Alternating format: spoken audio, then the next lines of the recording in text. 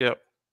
Hey, folks, it's your buddy Mike Messier. I'm here. I'm in Jacksonville, Florida. My buddy is in Staten Island. Jimmy FALLUCA. How are you tonight, Jimmy?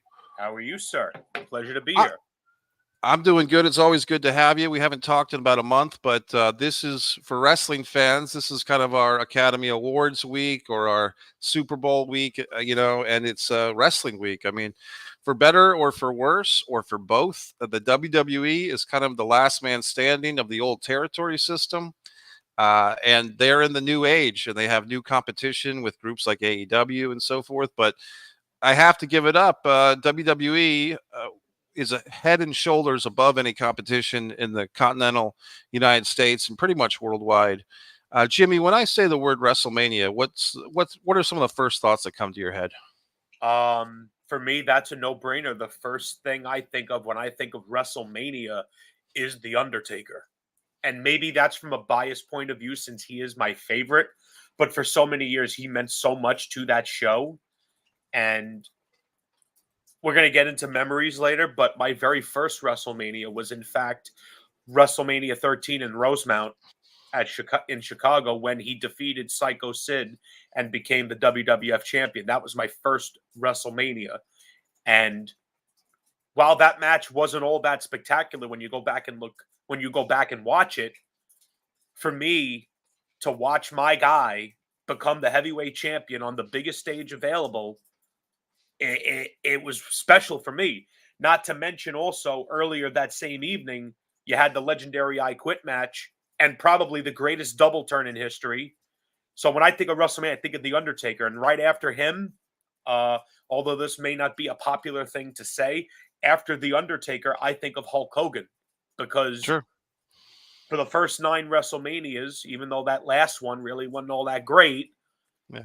he was the main reason WrestleMania got off the ground. I mean, what we can say about Hulk Hogan, and not all of it is good. The bottom line is he was the blasting cap for the WWF, and most specifically WrestleMania being as successful as it was because it was on the back of Hulkamania. And he's gonna, at the very least, he'll go down as at the worst top 2 because of his contributions. And when I think of Mania, I think of The Undertaker, I think of Hulk Hogan. Sometimes I think of Shawn Michaels, and also I think of Bret. I think of Bret the Hitman Hart because he had those tag matches, and then he moved up to the Intercontinental, then he moved up to the World, and then it was his final one was with Steve Austin. You know, those are what I think of. What do you think of? Well, I love all of your statements, and just let me jump on yours, and I'll get into mine. But Brett, if you look at WrestleMania 7, 8, and 9, I could be wrong, but I think Brett went from a tag team title loss with the Anvil, and I think they lost to the Nasty Boys at 7.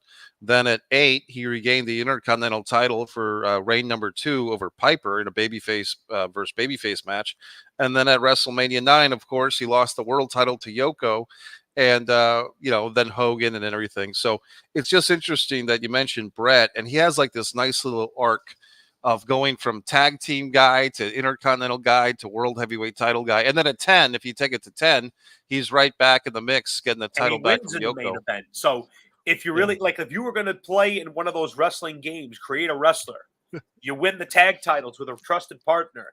Then you move on and you move into the singles. You win that middle card title. Then you win the world title. And don't forget, somewhere in between, he also won King of the Ring. So, like you Yes. said accurately, Brett has a real nice progression. I mean, in a lot of ways, Brett was. I mean, I say all the time, Brett is easily a top 10 guy for me because his ability to tell a story with his wrestling, his ability to work with anybody. I would point to anyone that questions his ability to do that to look at King of the Ring 93 when he wrestled Razor Ramon, Scott Hall, God rest his soul, Mr. Perfect, God rest his soul, and Bam Bam Bigelow, God rest his soul. I'm sad to say. But Yeah. all 3 of those guys worked 3 different styles, and all 3 matches were great. And who's the common denominator? Bret the Hitman Hart. Yeah. And it's interesting with something like WrestleMania. You asked me what I think of, and it's interesting. I was thinking about WrestleMania today. I went back and watched on Peacock the WWE kind of made a hype piece for themselves 12 or 15 years ago, the true story of WrestleMania. And it's, of course, because they made it themselves, it's very pro Vince, it's very pro WWE. The portion that I watched, which was most of it, they never give a tip of the hat to or the NWA and Starcade. I mean, I'd like to say, as a old territory fan, there was 2 Starcades in the books before they did any WrestleManias, and in fact, people make a big deal about Muhammad Ali, and rightfully so, being a special guest referee for WrestleMania 1. Well, Joe Frazier, Smoking Joe, Ali's nemesis, was a special guest referee at Starcade 84, Blair and basically. Dusty. Yeah, basically 5 months before. And there's a lot of times when, and like I said, as an old territory fan, I get a little defensive when WWE doesn't always tip the hat, because they did bite, as the kids say. They took from other groups. For instance, WrestleMania 2, which I actually enjoy, and I can defend WrestleMania 2. I've They never did. seen it in its entirety, actually. It's interesting if you find, I believe, not YouTube, but what's that other it's something like Go Vision. There's another Daily website from, Motion. yeah, Daily Motion has the uncensored, uncut stream that you can dig up on Daily Motion for WrestleMania 2 from like when people saw it through the closed circuit, right? So the WWE Peacock version is all cleaned up and everything. They had a lot of technical glitches that aired in live time that the WWE cleaned up, Because it was in for 3 our different cities in the same night. right. But here's the thing. They bit that from NWA. Starcade 85, which was in November of 85, WrestleMania 2 is in April of 86. Starcade 85 did Greensboro Coliseum, where you had Magnum TA versus Tully Blanchard, the I Quit Steel Cage match. One of And you my had, favorite matches ever. yeah, a blood brawl. Yeah. And then in Atlanta, you had Dusty Rhodes challenging Ric Flair for the world title. And they did a thing where the whole night in both 85 and 86, they did the exact same thing in Greensboro, Atlanta. They'd have like a match or two in one venue, And shoot then go over to to the the other other. venue. Right. They didn't have all the matches in one spot and then go over to the other spot. I think they went back and forth. I could be wrong on that. But the point is, one thing that WWE has done quite well is they'll take somebody else's idea and they'll improve upon it, right? So Without tipping the hat. without tipping the hat, and exactly, and the thing is, they won. I mean, they Jim Crockett Promotions is out of business, and the remains of WCW, what became WCW, Vince bought it, so you could think they could tip the hat because they've already won. You know what I mean? It doesn't take much to do that. And honestly, what that does by doing that is it shows that you're an honest company. Right. That's really what it does. If anything, it puts them in an even better light that, hey, listen, we won the war, but we have no shame in admitting, yeah, the idea came from that. But what's better, innovating an idea or bringing out the best version of it? I mean, I guess you could look at it from 2 different perspectives. Here's a question for you, buddy. You think we ever see that again? I think this is what I've been thinking. I don't know if they would do 3 locations in one night. I think this is What a big about positive. 2? I think I think 2 locations over 2 nights. The first night's from New York, the second night's from LA, the first night's from Orlando, I the see what second you're night's, saying. yeah, you could do a thing No, where, that I could see them doing. Although I can tell you this, having their crew split, they're going to feel it that weekend. They'll feel it that weekend.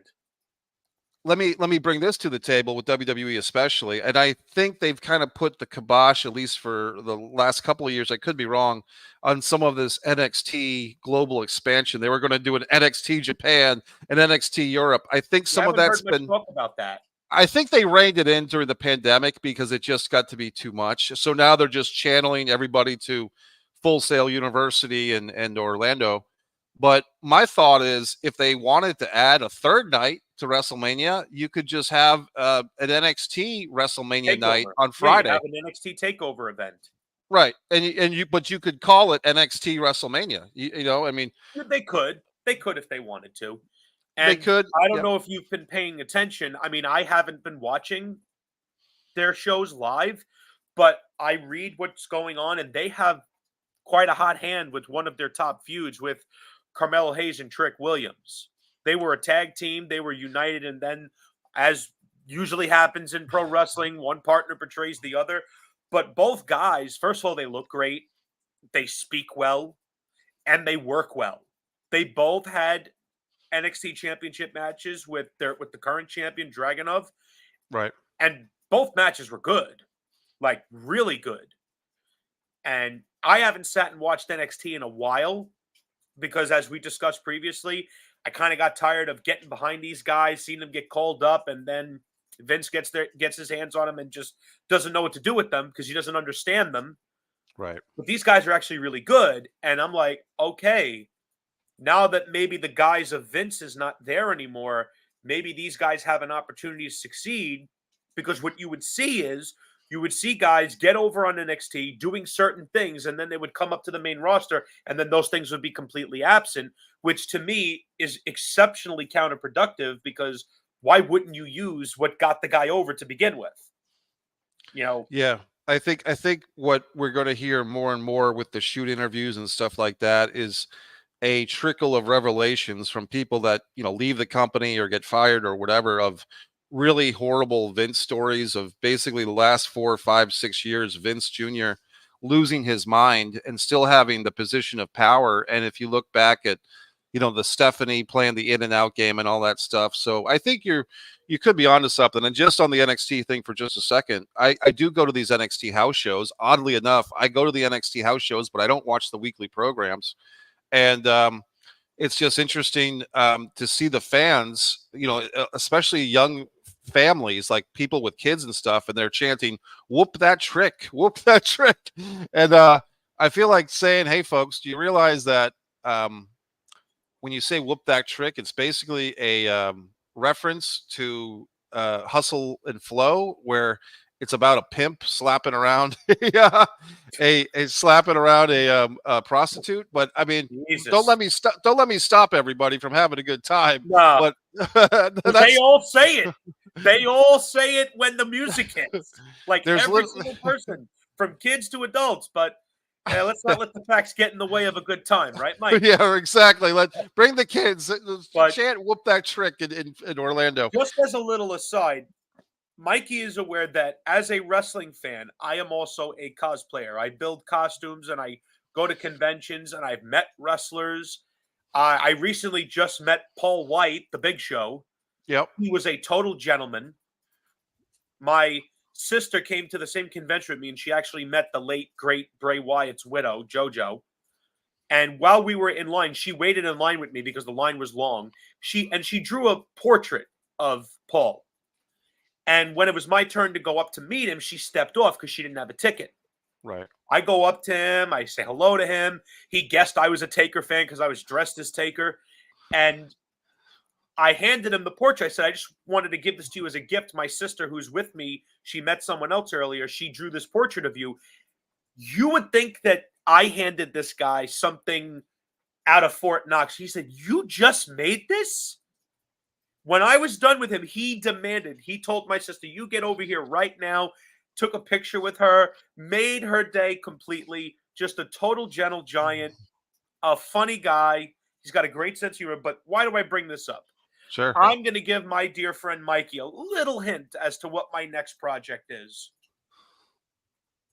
Oh yeah. Yep.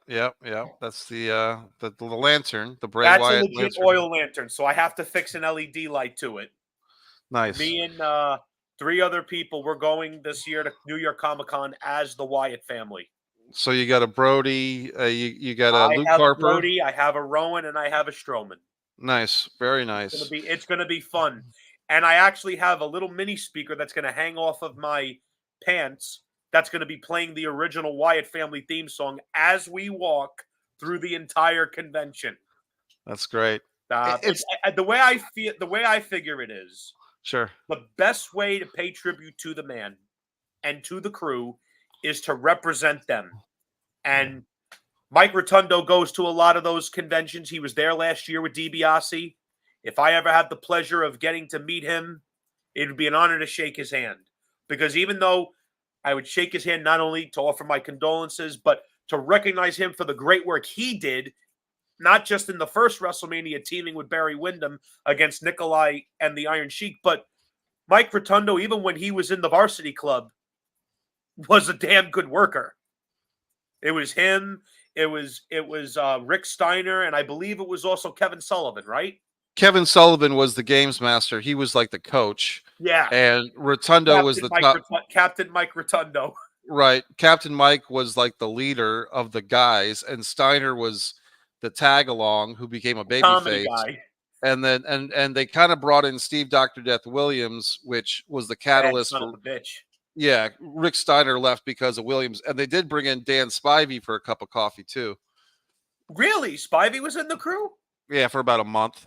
I think it was right after that the Skyscrapers formed Yeah, it with was Teddy Long and Sid Vicious. if you want to see Dan Spivey as a member of the varsity club, he's on the undercard with him and Kevin Sullivan against Eddie Gilbert and Rick Steiner. I think was actually the last match of the Wrestle War 89 pay-per-view where Flair beat Steamboat to regain the title. Flair and Steamboat didn't go on last That was because in Nashville, right? in Nashville. And so you had the Oak Ridge Boys do a terribly long concert on that show, which I'm guessing would not be on Peacock because of the copyrighted music. But the actual pay-per-view ended with Rick Steiner and Eddie Gilbert as baby faces defending the U.S. Tag Team titles against Sullivan and Danny Spivey. And yeah, that did happen. For anyone that's watching, sometimes Mikey and I get into these tangents on the NWA because we just, as much as we are fans of the old school WWF, we also appreciated what the NWA brought to the table, which was great wrestling, great characters, long-term storytelling. Anyone that was watching those shows, and I unfortunately wasn't alive for some of them, but I made it my business to watch them. So I've seen all three matches that Flair and Steamboat had in '89, which were groundbreaking. I saw the matches with Ric Flair and Terry Funk, which were groundbreaking. I even had the pleasure of getting to watch the first Starrcade. I've seen it in its entirety, including the main event, which was the steel cage match with Harley Race versus Ric Flair, and I think Gene Kiniski was the referee. Yeah, one of the worst referee jobs of all time. Gene Kiniski kind of went out of his way to put himself over as the referee and so forth. Let's get back to our topic of WrestleMania, Jimmy. Sure. So you said that your first WrestleMania was 13. I will say this: the first WrestleMania I watched in live time was going back to WrestleMania 3, and this was on pay-per-view, and this was really exciting. This, from my memory, was really like only the second thing ever my family ordered on pay-per-view. I think the first thing was Ferris Bueller's Day Off as a movie. Okay. And to basically be in this suburban house, and it's basically me and my parents while they were still together. The three of us are watching WrestleMania, and it's basically a 4-hour show from the Pontiac Silverdome. Aesthetically, one of the best things about that show, Jimmy, is you can see day goes into night. And it's a really cool effect when the opening match, I think, was the Can-Am connection of Rick Martel and Tom Zank against Don Morocco and Bob Orton. And it basically feels like daylight. Then as you get to the halfway point of the show, the last match before intermission is Piper versus Adonis and the haircut match. And then like the darkness is settling in, like the sun is setting, right? And by the time you get to Savage and Steamboat and the Killer Bees and Hacksaw Duggan and that second half of the show, and they Jimmy, they had a 15-minute intermission during the pay-per-view too. Yeah. They actually had a clock on the TV screen that ran for 15 minutes. Yeah, I only know this because I have the entire show on VHS because my dad recorded it when it was happening, and I still have that tape. I have that one and WrestleMania 4 all on VHS happening in real time. So nice. I know exactly what you're talking about. But WrestleMania 3 was very pivotal because it was the biggest venue the WWF had done at that time. Yes. And the main event was either going to make or break Hulk Hogan. And that was all up to the boss. And I'm not talking about Vince McMahon. Right. I'm talking about 7'4", 525 Andre the Giant. Andre, I don't think some of these younger kids understand. When I have discussions about the biggest draws in the history of wrestling, I mention Hogan, of course. I mention Austin, of course. I mention The Rock, of course. But I also put Andre on that level because every single place Andre performed in front of, especially in his heyday, sold out. Why? To see the Giant. Because he was the biggest attraction wrestling had seen until Hulk Hogan. But Andre was a spectacular attraction that drew money everywhere he went. I don't think people quite understand just how big of a deal it was because unlike the Big Show, God bless him, he's a great person, great wrestler, but you saw Big Show all the time. When Andre was coming, it was a big deal because you didn't see Andre all the time. Yeah, and the reason for that is because Andre was kind of booked like a touring NWA World Champion, where they would send Andre to World Class to tag team with Kerry Von Erich or Iceman Parsons against the Super Destroyers one night, and then he'd be back in New York to wrestle Big John Studd, and then he'd be in Mid South to wrestle Kamala. And when I was first as a young fan, Jimmy, I remember reading the wrestling magazines, the Apter magazines, the Pro Wrestling Pro Wrestling Illustrated. Illustrateds and all that. Yeah, and there was always pictures of basically three people, three or four. It would be like Harley Race, Ric Flair. They were kind of going back as NWA World Champion, back and forth.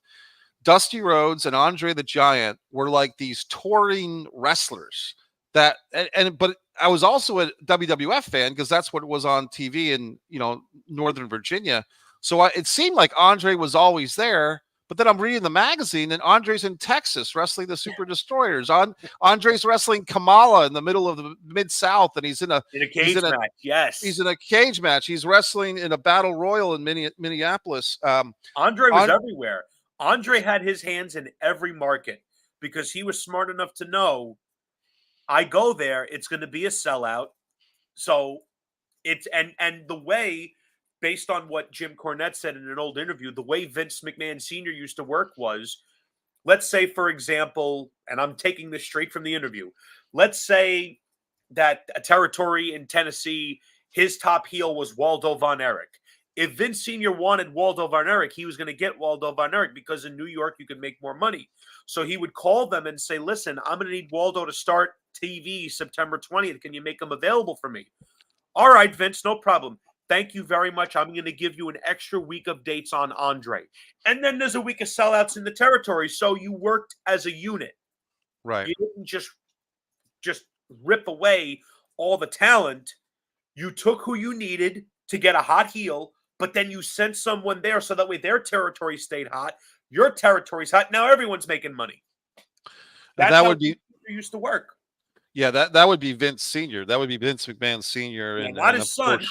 No, we know that. So old horn dog.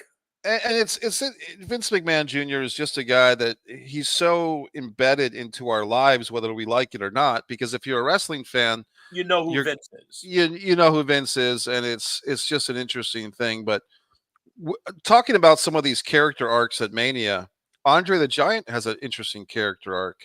His first WrestleMania against Big John Studd, it's kind of like finally putting some end to this never-ending feud with Big John Studd. The Body Slam Challenge match. Okay, so Andre kind of wins that, and he's not even in the top match or even the second match of the card. That's Hogan and Mr. T and Wendy Richter and Leilani Kai. And then you go to WrestleMania 2, and it kind of feels like WrestleMania 2, Jimmy. The whole battle royal in Chicago with the football players and the wrestlers, and I don't know if you know this, but Bruno Sammartino and Pedro Morales are actually in that WrestleMania 2 battle royal with the football players. Yeah. I did not know that. Yeah. I thought Bruno was gone. Bruno actually wrestled one WrestleMania match. He wrestled at WrestleMania 2 Battle Royal. Him and Pedro Morales are in this thing. And wow. So then Andre wins that Battle Royal. Interestingly enough, the last guy that he eliminated was Bret the Hitman Hart. Bret the Hitman Hart. He threw him right onto Jim Neidhart. Right. So another little seed, another seed of WrestleMania futures is planted with Bret Hart there. And then Andre gets to WrestleMania 3, and it's like, okay, now it's the time for this torch to be passed. Here is one thing that, as a fan at the time, that can still remember this stuff. For a couple of years, there was always this thing with WWF called the big lie, that every year they had to tell you some huge lie and get away with it. So for WrestleMania 3, the big lie, well, I'll give you first the big lie at WrestleMania 1. In the promotion leading up to it, it was, you got to come see this event at closed circuit television, because if you don't watch it on closed circuit TV, you'll never see any of these matches ever. They'll never be on cable television. They'll never be on network television. You have to come the day of the event, March 31st, 1985. Find a closed circuit. It's your only chance to see these matches. That was the hook. That was the hook. And basically, by that summer, the whole thing was on VHS videotape for everybody to enjoy. So WrestleMania. What was the big lie for WrestleMania 2? I'm trying to remember what the 2 was. That's a good one. Then let's just get into the lie for 3. Bigger, better, badder. The lie for 3 was Hulk Hogan, for the very first time, Hulk Hogan will be wrestling Andre the Giant for the WWF World Title. Which they wrestled in Shea Stadium and plenty of other times. Right. Which so here's Hulk himself has alluded to that for like 3 years, Andre just kicked his ass every time they wrestled. Yeah. So basically, the way that they worded the sentence is you kind of had an out clause, because you say they could claim, hey, we're just saying they've never wrestled for the WWF World Title before. But in some circumstances, it seemed pretty clear that they were alluding that these two guys have never wrestled each other, period, which they had done, as you said, all over the place. There was a little faux pas at WrestleMania 4, by the way, where the WWF magazine was on the newsstands 2 or 3 days before WrestleMania took place. And they had Randy Savage on the cover of the magazine listed as the new WWF World Heavyweight Champion, Macho Man Randy Savage. And this is, the magazine's on the newsstands 2 or 3 days before WrestleMania 4 takes place. So WrestleMania 4 is one of my favorites, and it's for a very selfish reason. It was the Macho Man show, because Macho had 4 different matches, and while they weren't all spectacular, how could you not get behind that guy? It's right. To me, Savage, I don't know where you stand with this, but I was having a conversation with a very dear friend of mine not too long ago, and we both agreed Savage was the perfect, he was the most complete pro wrestler ever. And my argument for that is this. You need him to be a heel, he could be a heel. You need him to be a babyface, he could do it. You need him to be technical, he could do it. You need him to do aerial tactics, he could do it. You need him to talk, he could do it. There was nothing Savage couldn't. And the most important, you need him to draw money, Savage will draw money. So Savage could do it all. There was nothing Savage couldn't do. And when the bell rang, as to me at that time, the only guy that was on his level as far as putting on good matches was Ric Flair. Right. I'm talking in the 80s. Yeah. Savage, Flair, Steamboat, that group of guys, Savage was up there with them as far as I'm concerned. And I don't care that his match with Steamboat was rehearsed. They executed everything when the bell rang perfectly. Well, if you take a look at those 3 guys, basically you have Steamboat and Savage at WrestleMania 3, Flair and Steamboat with all their WCW, NWA pay-per-view matches. 89, yes. And then you have Savage and Flair. They headlined pay-per-view. WrestleMania 8. Right, WrestleMania 8. Which to me was one of the best matches I ever saw. Like, if I ever did a top 10 greatest WWF title matches, that Savage Flair match is on it. Like, I never get tired of that match, and everything about it, whether it's Flair wearing the red, which alluded to the fact that he was gonna get color that night, or whether it's Savage wearing the black and gold, looking badass and everything, and how Savage, I don't know what it is about Savage, but he always made you believe he wanted to murder the guy he was in the ring with, whether it was Jake the Snake, whether it was Ric Flair, whether it was Hulk Hogan, he made you believe he hated that guy. You felt it. And that just speaks to Savage's skill as a professional. And their match at WrestleMania 8, I don't know who thought that putting them on before Sid and Hogan was a smart idea, because let me tell you something. As big of a star as Hogan was, That match with Sid completely shit the bed. Completely shit the bed. They should have closed that night out with Savage and Flair. The title should have been the main event. And if we're going to really break it down to brass tacks, the main event of WrestleMania 8 should have been Ric Flair versus Hulk Hogan. I don't know who made that decision to completely deviate from that. Because if you remember, after Flair won the Rumble, there was a press conference to decide who the number one challenger was, and Jack Tunney named Hulk Hogan. And the truth of the matter is, as much as I prefer Savage to Hogan, that was the match to do. Because it was the biggest star of the NWA, the biggest star of the WWF, the biggest prize available, the biggest stage available. How do you not do it? I've heard the story a few different ways, and I will actually give them a little bit of an out because Hogan was going to take some time off. The whole big steroid thing that was burgeoning, right?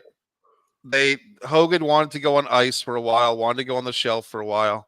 So they couldn't exactly have Hogan come in and beat Flair for the title and then have Hogan go away. And then it's like, are you going to have Flair beat Hogan? Because if you do that, that's basically saying, yeah, the smart fans, the Meltzer fans are right that the NWA's best guy is better than our best guy. Let's say I go along with your line of thinking. Then if Hogan knew he was going to go away, then the main event still should have been Savage and Flair. Because if Hulk's going to go away, the last image should be your WWF champion who's going to be wrestling the next day. But that's neither here nor there. I'll say this.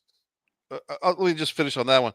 Sometimes when they have like the title match or a big match halfway through the show, it doesn't bother me so much because I kind of feel that Flair and Savage, the crowd might have peaked with them. And by the time you get around to Hogan and Sid after watching the Bushwhackers in an 8-man tag team match with the Repo Man or the Beverly Brothers, by the time you get around to that stuff, the crowd's half dead anyway. Well, so I understand that perspective, and they're not necessarily wrong. You're not necessarily wrong.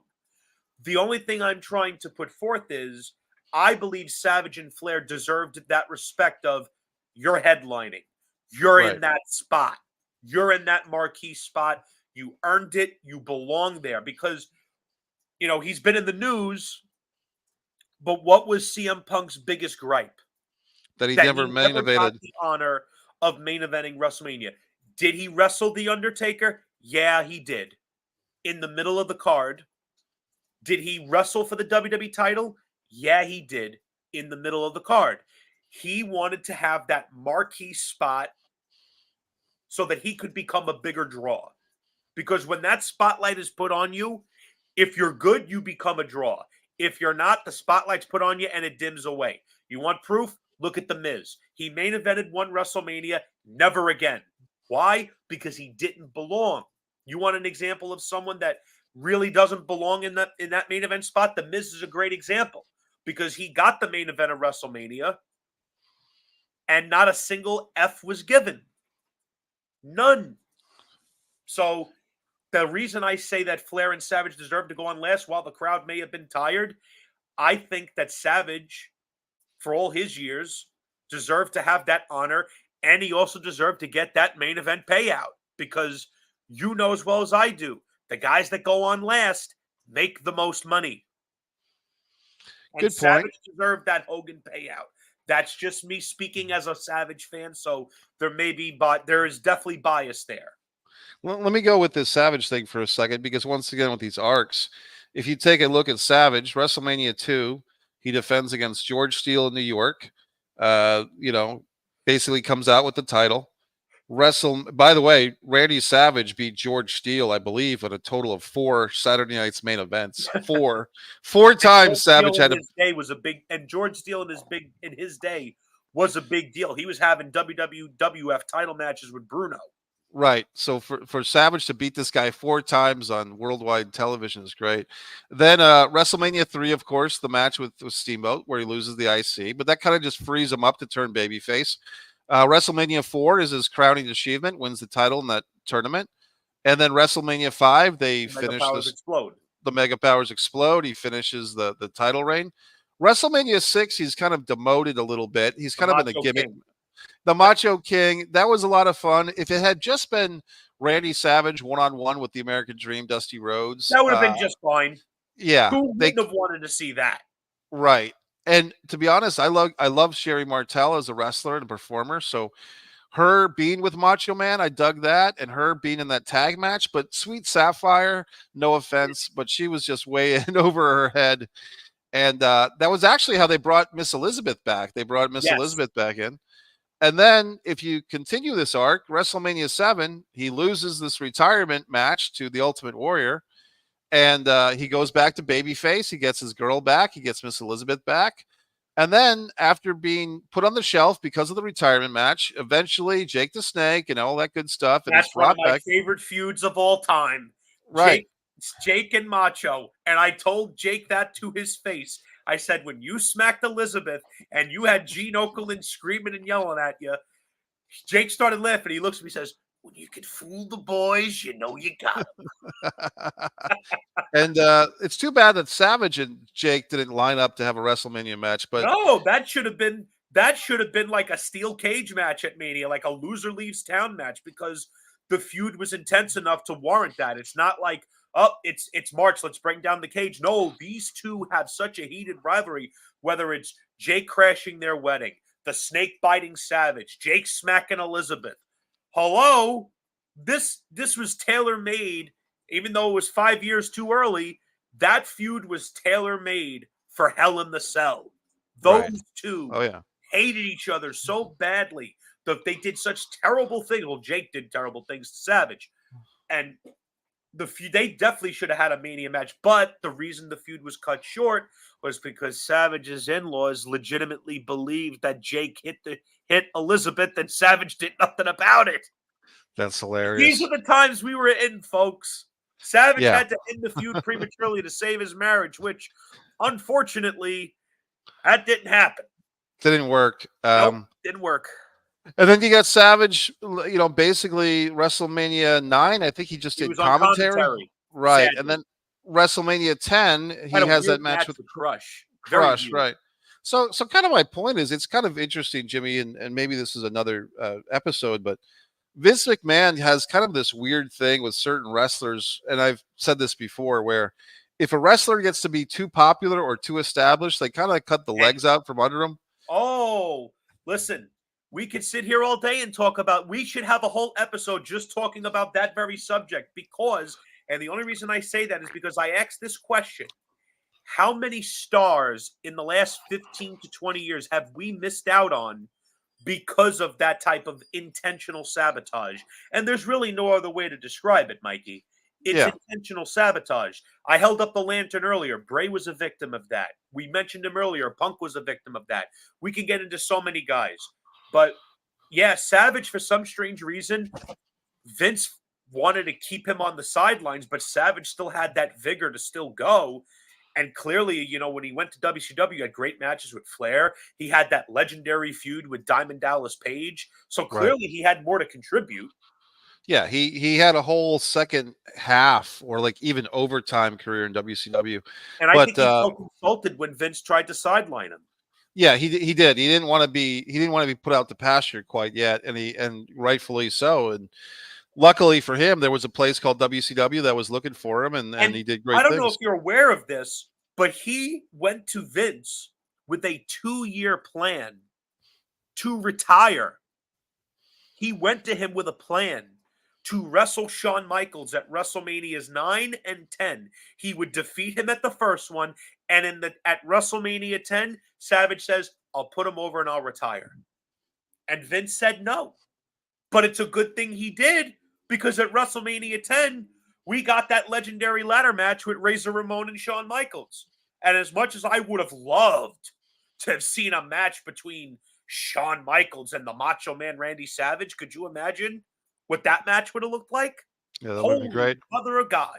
That would have been Yeah. great. I don't know if I would have been willing to sacrifice that ladder match, though, because that Razor and Shawn match was, yeah, it was that good. Yeah, it was. No, it was. It Although was. the It was best match great. that night was Owen and Brett. In my book, That show peaked with the first match. Yeah, WrestleMania 10 is an interesting one. That was the first WrestleMania since 3, actually 8, that I didn't get to see in live time, but I saw quickly thereafter. Let me But ask no you, Undertaker on that show. yeah, WrestleMania 10, no Undertaker, yeah, because he was selling them the injury to Yokozuna. He was selling that he had to take a ride in the casket. Let me ask you this, Jimmy. As far as like when and where you've watched WrestleManias, is it traditionally been with friends, family? It's What been are different since I was a kid. Well, my first WrestleMania was with my father. That was my first WrestleMania. My second WrestleMania was WrestleMania 14. It was with both my father and my sister because at that time she had become a fan. WrestleMania 15, I really don't remember. WrestleMania 2000 was by myself. I watched it by myself. Matter of fact, if I remember correctly, WrestleMania 2000, there was a show called WrestleMania All Day Long where they chronicled all the WrestleManias. yeah, And yeah, my parents at that time, they decided to get that. I didn't even know that it was even going to be on. My father said, listen, do not touch that VCR. I'm recording something for you. And it was WrestleMania All Day Long, and it was awesome. Uh, WrestleMania 17, I watched with my friend Steve, who okay, I used to live next door with them. When Stone Cold Steve Austin turned and joined with Vince, both of us were like, what did we just see? right, I hated it. I hated it because I did not like seeing Stone Cold with Vince. I felt like that was something that should have never happened. And JR put it perfectly. It's like turning John Wayne into a Nazi general. Who's going to buy it? right, WrestleMania 18, I watched in my basement. WrestleMania 19, I don't remember. WrestleMania 20, me and my sister watched that together because that was a special WrestleMania for me because that was when the biker died and the dead man rose. And when I heard Paul Bear's voice over the loudspeaker, Mikey, let me tell you something. I don't lose my shit often. Pardon my French, folks. right, But when I heard that, oh, yes, I lost it. Because as a child, I watched these two come out every week. Tombstone, put them in a body bag, carry them off into the darkness. That was my escape. So when I saw Paul, I said, are we going to see the gray gloves? Are we going to see the boot covers? Are we going to see? I was hoping to see the old Undertaker stuff, but we got a nice rendition of the modern Taker mixed in with the new, which was fine. right, I was happy to see, as much as I hate what he turned into, I was very happy at the time to see Benoit get his moment. It's a shame right. I can never watch that and feel the same, especially after I became a parent. I get a sinking feeling whenever I see Benoit because it just makes me sick. WrestleMania 21 was with my sister again. 22 I watched alone. 23 I watched with my best friend at the time. One of my best friends at the time. Her name is Ashley. She now lives in Florida. Because she was a big John Cena fan, and she and I used to butt heads about that all the time. That was a good WrestleMania. WrestleMania 24, I watched by myself. 25 was the first time I watched it with a crew. Okay, Because my dear friend Joe, who I love and adore, the reason for that, not just because he's a great person, he was the bridge between me and my wife. So because of him, I have sure, what I have, which is what I value most. But right, our two favorites were clashing, which was his favorite is Shawn, mine's Taker. So, and then we watched the match, and it was the incredible match that it was. Unfortunately for that show, it was the only match on the show that I actually gave a shit about. 26 was kind of the same. It was all of us together. And from that right. point forward, I watched every WrestleMania with the crew. The only WrestleMania I didn't watch with the crew was 31 because I was rebelling that year because I wanted to see Daniel Bryan versus Brock Lesnar because Bryan was the most over guy they had.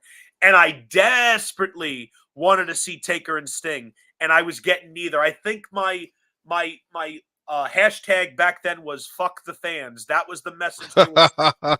We know you want Taker and Sting. You're not getting it. We know you want Bryan. You're not getting it. And that was the beginning of the Roman push. And ever since that, gradually, I started watching less and less and less. I watched 32. It stunk. I watched 33 with my best friend Chris and my friend Joe. And after Roman got the pin on Taker, they ran out of my place because they knew I was not happy. Was the 34, 32 did not 34, I did not watch. okay? 35, I did not watch. I Ever? I Okay. watched the pandemic WrestleMania because we were all stuck indoors. So I said, you know what? If this is going to be Taker's last match, let me check it out. Then I watched the year after, the first 2-night WrestleMania. And when I saw The Fiend get beat by Randy Orton in 5 minutes, and what makes me angry is I was cosplayed as The Fiend. I have the whole deal. I was ecstatic for him to finally get a big WrestleMania moment in front of people. And he gets beaten 5 minutes. We were all deflated. And I wasn't going to have anyone leave because I had a crew there. And then I saw Roman stack Edge and Daniel Bryan. That was my last image of WrestleMania. I have not watched WrestleMania in 3 years. Wow. And it's going to continue. I'm not watching this weekend. I'm working. And for one very simple reason. I do not trust them. And this is where we can kind of transition. I do not trust them to do the right thing. What is the right thing? The right thing is, and I want this established from Jump Street, I am not a fan of Cody Rhodes. Okay. And the reason I'm not a fan of his is because back in 2016, he got into a back and forth with a YouTuber that I've been following for years. And he made the statement that WWE doesn't sabotage wrestlers. Right. And I was like, huh? Ask Bray Wyatt how that works. Ask CM Punk how that works. Ask Zack Ryder how that works. Ask Stardust how that works. Yeah, I was about to say, look at yourself. Because Right. he said to my friend, Vince didn't see world champ in me, but that's not holding me back. Of course it is. Right. He didn't see world champion in you. So it didn't matter what you did. You were never going to be the world champion. And I think that's still going to hold through because as much as many people may hate Ryback, one thing he is right about, this is an exceptionally petty, let me stress that word, petty company. And it is still run by people that learned under Vince, Triple H, Michael Hayes, who's no longer the free bird he used to be. Bruce Pritchard, who has always had his head up Vince's rear end. It basically lives there. Yeah. I don't trust them. There are 2 things that I think should be set in stone for WrestleMania. 2 things. That's it. Number 1, LA Knight should be beating AJ Styles. AJ Styles gains absolutely nothing from beating an up-and-coming star who's already 41 years old. Right. So time is of the essence with him. So you're coming off a year where LA Knight spent about 6 months selling more merch than anybody else. Yeah. He loses to Roman Reigns, not even featured at Survivor Series, loses at the Royal Rumble, loses in the Elimination Chamber. Last I checked, AJ Styles is a multi-time world heavyweight champion. He's won multiple championships everywhere he's been. He is at the end. So, looking at this from a pure booking perspective, who do you give the victory to? The guy that the people are getting behind and they're spending money on, or the guy who's on his way out? That to me is a no-brainer. And I say this as a guy who's been a fan of AJ Styles since 2005, when I saw his X Division title match with Samoa Joe at Turning Point 2005.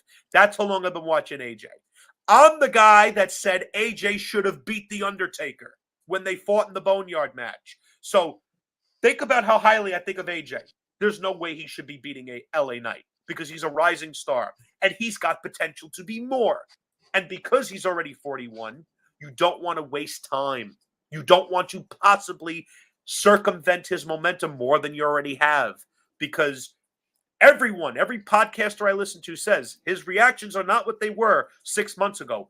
Well, of course, you fed him to Roman. Right. You easily could have Twice. ended. Exactly. You easily could have ended that match in a double disqualification. You don't beat Roman, but you don't beat your rising star. And the second thing that absolutely should be happening, and I want to hammer this home, Cody should be walking out as the WWE champion, having pinned Roman Reigns 100% clean. No excuses, no bullshit, no slipping on a banana peel. He beats him straight up. And I say this for two reasons. Number one, you beat him last year for Right. no reason.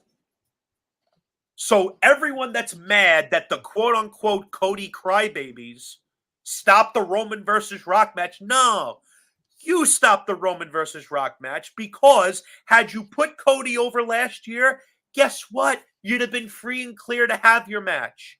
But because you've been telling the story of Cody's redemption, the fans have been following it. They're actually buying into it. They bought into it so much that they booed the fucking Rock. They Right. booed the Rock. And I have a very dear friend who I went to grade school with. He's the biggest Rock fan I know, next to my best friend Christian. Matter of fact, they're also friends. And he can't understand why people like Cody. He can't understand how they could want Cody over the Rock. So I'm going to put this very simple. The Rock is a megastar. The Rock is easily a Mount Rushmore professional wrestler. I don't like him, but I have no shame in admitting that. His impact is what it is. Can we agree? Sure. Of course. Okay. Is there any doubt in anyone's mind that The Rock was there only to lose to Roman? Did he even have a 1% chance of beating Roman Reigns as the champion? I don't think so. I mean, I think they probably would have had, unless they were going to do a thing where Rock got the title at Mania and Roman got it back at SummerSlam or something like that. But I think most likely, if Rock and Roman had taken place this year at Mania, it would have been a 10 to 20-minute match and Roman would have pinned him and then they would have hugged or something like that. That's exactly. So if you're a fan of The Rock, you should be ecstatic because guess what? Without the quote unquote Cody crybabies, you don't get Final Boss Rock. That character never takes shape. And I got news for you. More than likely, The Rock is pinning Cody in that tag match. More than likely, that is probably what's going to happen. So, if you're a fan of The Rock, your guy just went from having a surefire loss to a Samoan who, quite frankly, is not on his level. No matter how Roman could hold the belt another 5 years, he's not The Right. Rock. He's not The Rock. No matter how much they force and shove and cram, he's not. Yeah. He's not. He never will be. And the reason for that is because they do record business whether he's there or not. Survivor Series did the biggest gate in the history of their company, and he wasn't on the card. So The Rock went from a surefire loss to possibly getting a big win. So if Cody loses again, which is very likely, Right. he's done. Like as a top babyface, you could forget it. You're basically, you know the old saying, killing the territory? Yep. You're killing your top babyface if you do that. Because he lost last year, spent the whole year trying to get back, wins the Rumble, gives up his shot willingly, Right. and he looks so bad when he did that. Like, he's very fortunate that the backlash was what it was. Cody's very fortunate because if it wasn't, people would have never taken him seriously at that level again. You know as well as I do that in pro wrestling, perception is reality. Right. And Cody's perception was that of you just willingly gave up your spot because this guy's a much bigger star than you, but he's still going to lose.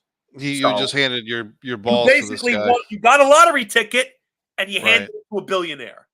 Yeah. That So that made him look so bad, and because of the backlash, it breathed new life into him. But if memory serves me correctly, he's now gotten his rear end handed to him by The Rock 2 straight weeks. And now yes. he's heading into WrestleMania. I feel bad for the people that actually think he's winning. I don't buy it. One of two things is going to happen. And you could take it to the bank. He's either going to lose or he's going to win because of someone. Right. That's what I believe. Now, Mikey, I ask you one question and you can take the floor. Am I wrong for not trusting them? You're not wrong for not trusting them. They've proven, and well, here's the thing, and I'll actually take the devil's advocate and defend the WWE on this one. Here is their chance. Now, I don't know if this is the first or second show that, in theory at least, is 100% Vince McMahon free, right? Vince McMahon Jr. free. Yep. If you've got a new group, Nick Khan, Triple H, The Rock, and whoever else, maybe Heyman, whoever else, are in charge of actually deciding who wins and loses, and if Cody's going to get the belt or Roman's going to keep it, this is their chance to make a statement. And there used to be a thing in wrestling that if there was ever a title, even a regional title that got held up, like the Mid-South title or something like that, and this is kind of why Razor Ramon got the Intercontinental title over Dean Douglas back in 95. The default is you go to a baby face after a vacant title because that makes the fans happy. So even though it's like kind of simplistic thinking, like, okay, we screwed the fans out of Shawn Michaels versus Dean Douglas, but we'll put the belt on Razor. Everybody's kind of happy. I feel like that the WWE 2024 Vince McMahon, Janelle Grant lawsuit up in the air. You've got all these new faces in control, like The Rock, like Nick Khan. In theory, at least, Vince-free decision making. The default might be, let's have a baby face mania. Let's put that nice shiny belt on Cody. And I do believe at one point the plan was for Roman to beat Bruno's record. I'm leaning towards thinking that they're going to change that and put the belt on Cody. And I'm leaning that if they do something like have Sami Zayn beat Gunther, then that would be another case of these are feel-good match results. WrestleMania 2000 that you mentioned earlier, WrestleMania 16 or WrestleMania 2000, where Triple H won the Four Corners match over Mick Foley, the Big Show, and the Rock. That show really ended on a sour note. That was the first time a heel had won a match at Mania in the main event in maybe ever, right? Unless you count Yokozuna and Brett, but most don't because Hogan walked out with it. But right. I get what you're saying. Yeah, they'd always ended on a baby face with the title walking out of there, one way or the other. So when you think of WrestleMania 2000's kind of overlooked, I thought it was actually kind of entertaining, but it ends on a sour note. And I think that with all this stuff, all the headlines, good and bad, the transition, the merger with TKO, now's not the time to put the fans on another year-long adventure with Cody trying to find himself.